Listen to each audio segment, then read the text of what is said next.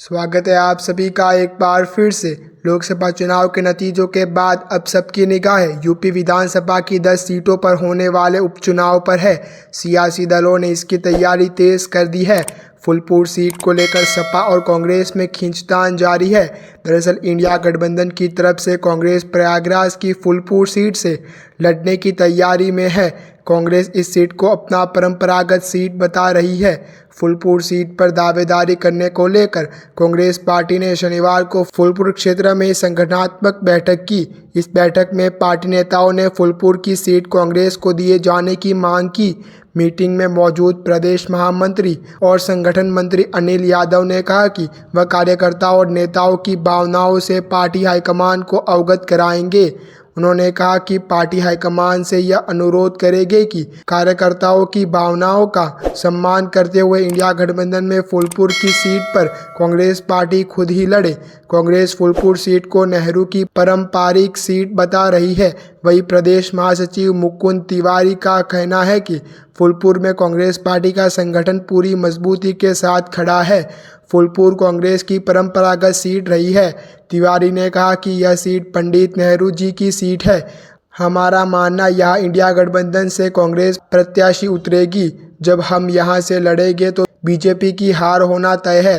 तिवारी ने आगे कहा कि प्रत्याशी यहाँ से कौन होगा, इसका फैसला आलाकमान पर छोड़ा गया है।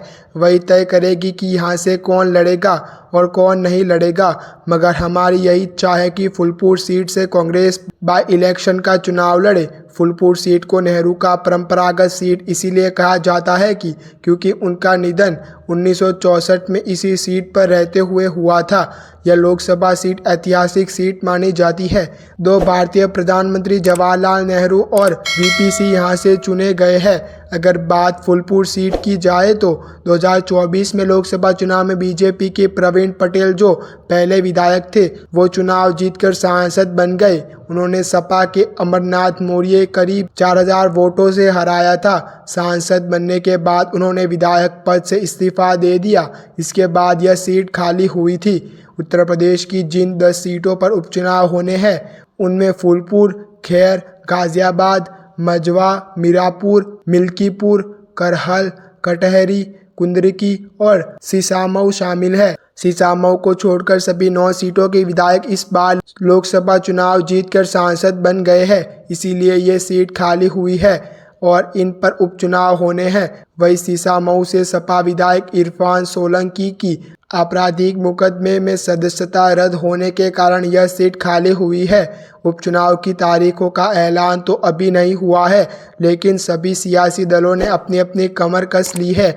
ऐसी अच्छे न्यूज़ जानने के लिए आप हमारे YouTube चैनल को सब्सक्राइब करना ना भूलें।